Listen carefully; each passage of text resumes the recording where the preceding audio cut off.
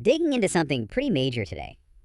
A big shakeup for World of Warcraft add-ons coming throughout the War Within cycle. Yeah, it's a huge deal. Blizzard's rolling out some significant changes, starting really now and continuing into next year. Right, and the core idea seems to be cutting down on how much we rely on, combat automation add-ons. Yeah, Addressing that feeling that you need certain mods. exactly. Ion Hazzikostas put it as putting the skill back in the player, not the overlay, which says a lot.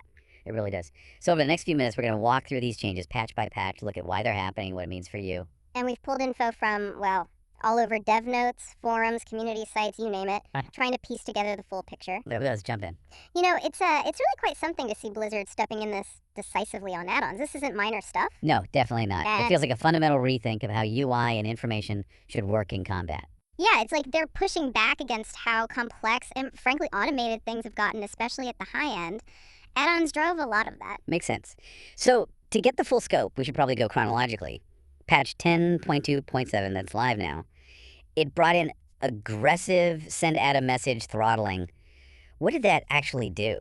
Well, what players probably noticed first was some weakers getting flaky, especially the ones doing like dynamic assignments or really coordinated stuff. They just became unreliable. Okay, unreliable how? Like, technically. Technically, yeah. Blizzard put stricter limits on how often add-ons could talk to each other using send it on message, especially within the same prefix. So if an add-on sent too many messages too fast, poof, some just got dropped. And why clamp down on that? What was the goal there? The main reasons they gave were, one, cutting down on server lag. Apparently some add-ons were just spamming the combat log constantly. Okay, performance. Makes sense. Right. And two, they wanted to curb what they saw as like overly complex real-time coordination between add-ons. Stuff that felt like it was automating things beyond player skill. Almost like add-ons playing the game for you in some ways. Sort of, yeah. Like preventing add-ons from whispering super complex plans to each other faster than a human could possibly react.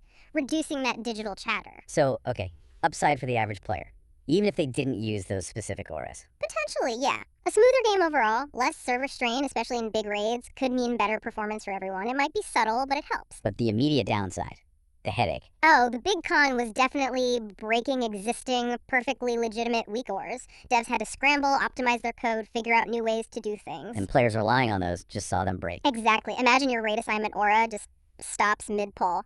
Not ideal. So for add-on authors still dealing with this, the takeaway is optimize, optimize, optimize. Really look at how your add-on communicates. Cut down the chatter, maybe bundle messages. Look for other methods if send add-on messages hitting the limits. Got it. Okay, let's move to the big one. War Within pre-patch 11.0.0, the protected function expansion. What's changing for us, the players? This is a big shift for during combat. Basically, add-ons won't be able to hide or show game frames anymore once combat starts. Oh, wow. Yeah, and they can't save UI edit mode changes or tweak combat variables CVARs while you're fighting. So things like boss mods automatically putting down world markers. Yep, that's likely out. Or any add-on that, say, dynamically moves your unit frames around based on what's happening in the fight, that's restricted now. Okay, why? What's the philosophy behind locking things down in combat? Blizzard's saying it's about putting the focus back on you, the player, your awareness, your decisions in the moment. Reacting to the game, not the add-on. Exactly. Reacting to boss, tells, visual cues, what's actually happening on screen, rather than relying on an add-on to automate the tactical info or give you the perfect UI for every second. The game world should be primary. Potential upside then, for gameplay. Well, the pro could be a greater sense of, agency. If the add-on isn't doing the tactical thinking, successfully handling a tough mechanic feels more like your achievement. More skill, more coordination needed. But the concerns, especially for raiding guilds. Oh, the con is huge disruption, especially for organized raiding. Think Race to World First guilds are already talking about how much more manual raid leading will be.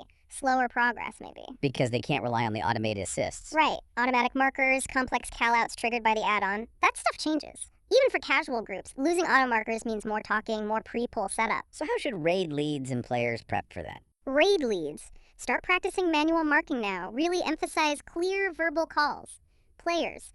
Get familiar with the default UI edit mode. Set up your UI out of combat so you have what you need, because add-ons won't be able to adjust it on the fly anymore. Okay. Also in 11.0.0, something maybe less traumatic. Multi-version TOC tags. Sounds helpful for add-on devs. Yeah, this one's mostly a quality of life thing for them. Add-on authors can now list multiple game versions their add-on works with in the TOC file. TOC file being the table of contents. Right, so they could say this works for 10.2.7 and 11.0.0. Why did Blizzard add that? Just convenience? Pretty much. It smooths out patch transitions. Devs don't have to rush an update just to change a version number. And for players, fewer out-of-date add-on errors right after a patch. Ah, okay, so a definite pro for players too then. Yeah, the upside for players is just a smoother experience post-patch. Your add-ons are more likely to just keep working, less hassle. Any real downsides? Not really for gameplay. It's mainly back-end stuff for developers. Good for the ecosystem, but won't change how you fight bosses. Alright. Moving along to patch 11.0.5, combat log anonymization. This one got people talking. What exactly is changing? Okay, so in 11.0.5, during a fight, the game won't immediately tell add-ons which character name belongs to which specific player ID, the GUID, and the combat log. Only after the fight ends. Exactly. Once combat drops, that info becomes available. But during the fight, no live mapping. And the immediate casualty is? Real-time DPS and HPS meters, like details. Especially the streamer modes that show live numbers next to names. That functionality breaks, at least in its current form. Why is Blizzard doing this? What's the reasoning? They've said it's about tackling toxicity and the pressure that comes from staring at live meters during a poll. Focusing too much on the parse, not the mechanics. That seems to be the idea. They think it can distract people, lead to blaming, maybe discourage players who aren't topping the meters mid-fight. They want to focus on succeeding as a group. Okay, so the positive outcome they're hoping for. Less mid-fight performance anxiety, maybe? More focus on doing mechanics right, contributing to the kill, not just padding numbers. And for streamers or esports, the detailed analysis is still there, just, after the fact. But the cons. People use those tools to improve, right? Absolutely. That's the big counter-argument. It makes it harder to see during the fight if your rotation is off or if you need to adjust something immediately based on performance feedback. So harder to learn and optimize on the fly. Yeah. And for esports, will live broadcasts lose that real-time data layer, which can be engaging? Content creators relying on live overlays, they'll need to adapt how they present things. How do players and devs adjust then? Players will probably need to lean more on analyzing logs after the fight. Add-on devs. They'll likely focus more on building really good post-combat analysis tools since the live name mapping is gone. Makes sense. Okay, next. Patch 11.1.0. Chat events lockdown. What's getting locked down here? This stops add-ons from reacting to hidden stuff inside raid warning messages. You know, those messages the game or other add-ons can send? Hidden stuff, like secret codes. Kind of, yeah. Some add-ons use hidden prefixes and raid warnings to trigger actions automatically. Think like setting up a kick rotation where the add-on tells everyone who's next via a hidden message. And maybe another add-on even helps automate the kick itself. Ah, so bypassing player communication. Exactly. Blizzard wants to stop that. What's the goal then? Force people to talk. Pretty much. Reinforce human communication, actual strategic calls from a raid leader that players hear and react to, not just add-ons silently coordinating everything based on hidden triggers. Potential benefit for how raids feel. Could be a more collaborative vibe, right?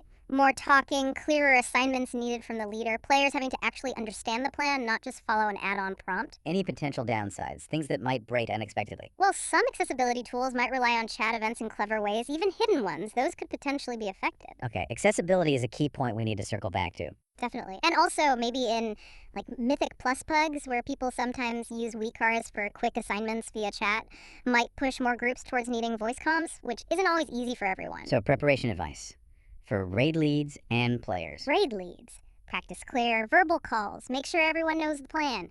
Players. If you use accessibility tools that might be hit, check for alternatives, or, importantly, give Blizzard feedback.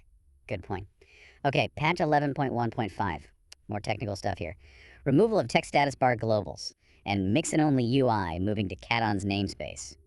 What does this mean in plain English? Hey, okay. Basically, these are back-end UI code changes, modernizing things. Text status bar globals are like an older way some add-ons showed info on status bars. That's going away. Being deprecated. Right. And mix-ins, which are a newer, better way to add functionality to UI elements, are being moved into a specific add-on area, the Caton's namespace. It's about cleaner code, better performance long-term. Intended benefit for the game down the line. Long-term, yeah. A more stable, efficient UI system.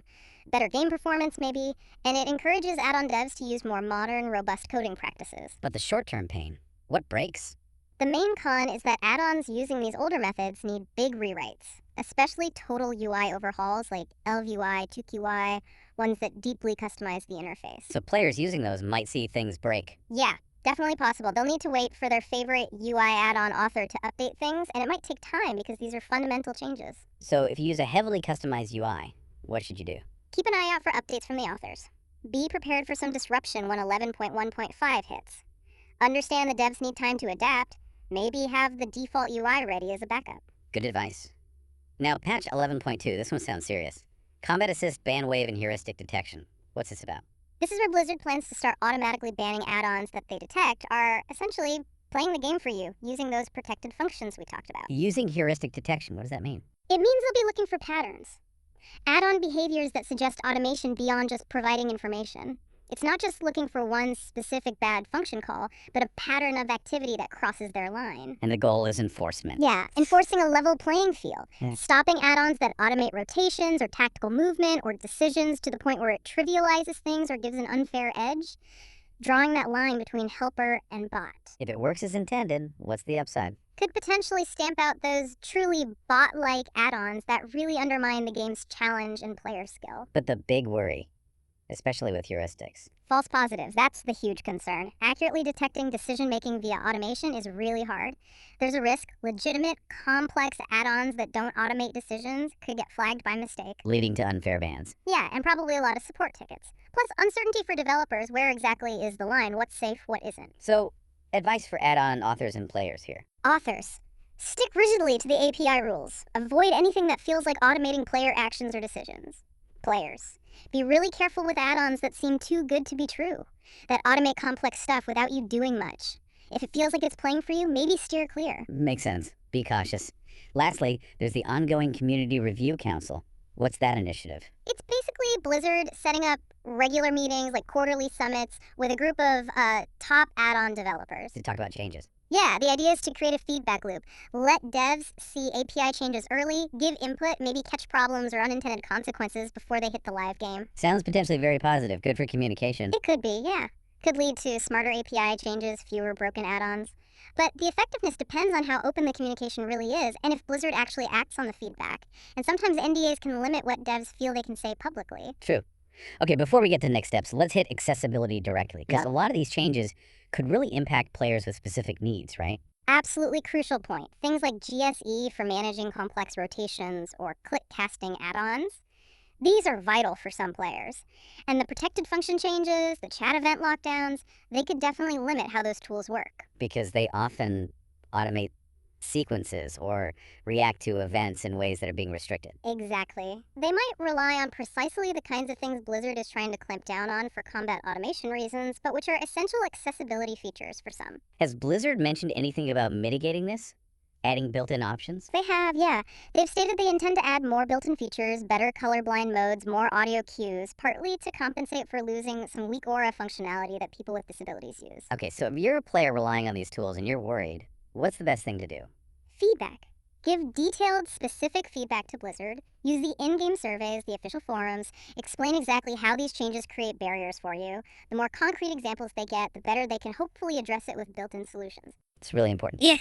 Okay, let's wrap this section up. For everyone listening, players, raid leads, add-on authors, let's get down to brass tacks. Next steps. How do you prepare? Okay, for players, start now. Practice mechanics. Focus on your own awareness, your rotation, without leaning so hard on the automated callout add-ons. Get comfy with the default UI edit mode, customize it outside of combat, and hey, if you're keen, jump on the PTRs when they're up. Test things, give feedback. Good advice. And for guild leaders, raid leaders. Talk to your teams. Start planning strategies that need more talking, less add-on magic. Maybe even run a no add-on night or two before the pre-patch hits just to get people used to it. And maybe start making simple cheat sheets for mechanics can't hurt. Makes sense. Finally, for the add-on authors listening. Keep glued to the official Blizzard developer site for API docs. Start using those new TOC tags for multi-version support. It'll make your life easier. If you're using the old text status bar stuff, plan your migration. Get familiar with Mixins and the CAD-ON's namespace if you aren't already. And if you get a chance to join the Community Review Council, do it. Your input is valuable. Wow. Okay, this really is a huge overhaul. Feels like the biggest intervention in the add-on scene since, well, maybe ever. Or at least since TBC. It really does feel that significant, yeah, the potential outcome. Maybe a healthier game, lower barrier to entry if you don't like the add-on arms race, more focus on player skill. But there's risk, too. Risk of alienating players who rely on add-ons for accessibility. Or fragmenting the add-on community if changes are too harsh or poorly communicated. Exactly. The execution is everything here. Balancing their goals with the needs of the players and the creativity of the add-on devs. So, looking ahead, it's going to be fascinating to see how this all shakes out. This whole relationship between player skill, what the default UI can do, and what the community builds on top of it. Yeah. How does that change rating? Group content. Yeah, what new ideas, what innovations pop up because of these new constraints? That's the really interesting question going forward. Definitely something to think about. Thanks for diving deep with us on this one. My pleasure. Lots to keep an eye on.